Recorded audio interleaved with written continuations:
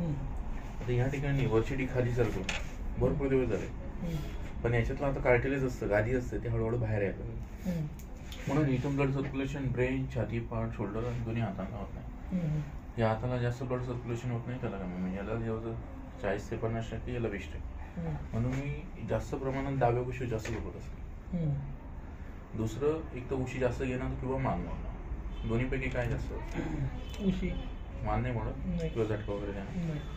आता मेन काय झालं, डिस्क आहे, डिस्क खाली सगळं भरपूर दिवस झाले, पण कार्टिलेज असतं म्हणजे गादी असते, ते हळूहळू बाहेर यायला लागली. त्याचं कारण एक तर उशी जास्त घेणं, मान मोडणं, डोक्या वजन घेणं, खांद्या वजन घेणं. दुसरं, खांद्यावर जास्त झोपणं, याच्याने गादी अजून सरकत जाते, ब्लड सर्क्युलेशन कमी दाबत. म्हणून कधी कधी मागून डोकं दुखतं मायग्रेन सारखं.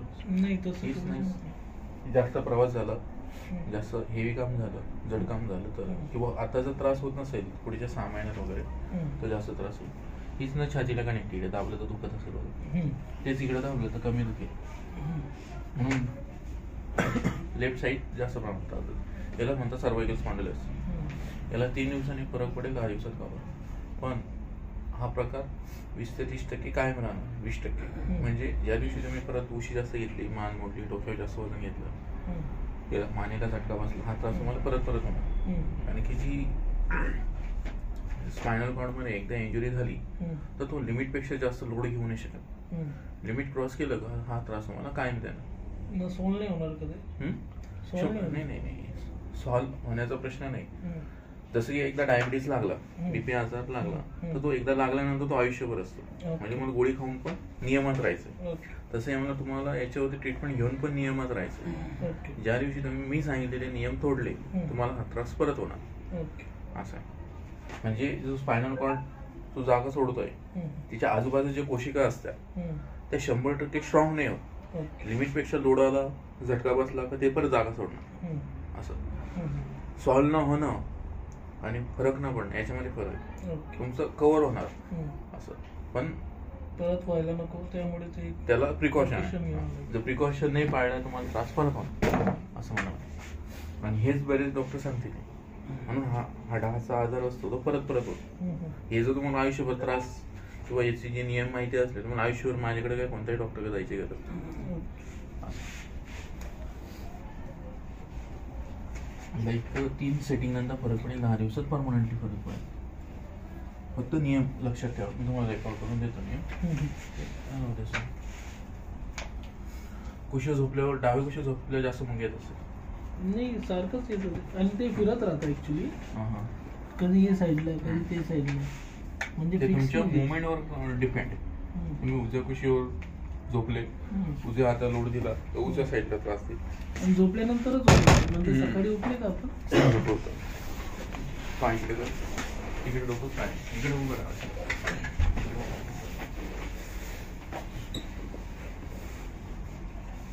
डेली एकदा थोडंसं मागे सर काढतो खाली झोपा बरोबर आहे. आम्ही ना थोडंसं इकडे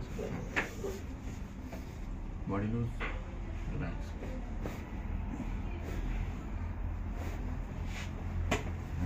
पालचं झोपा सुजे आणि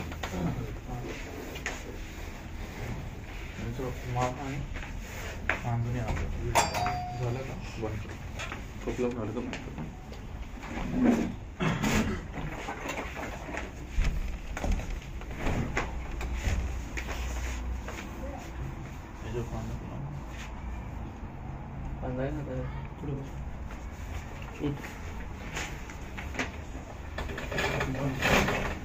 काय नाही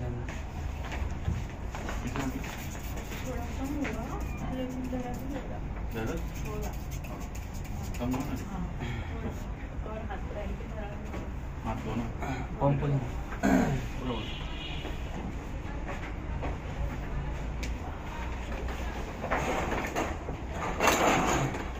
आज कितना तीसरा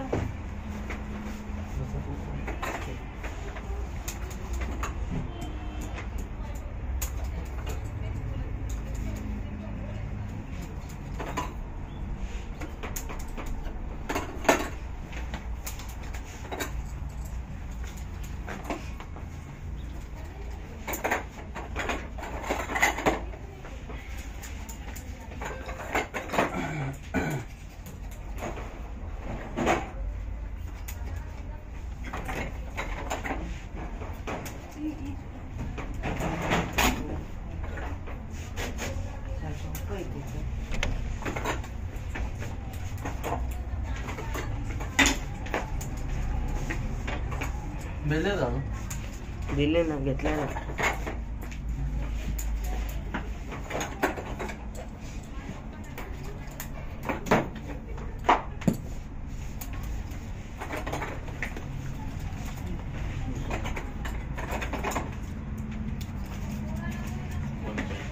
तर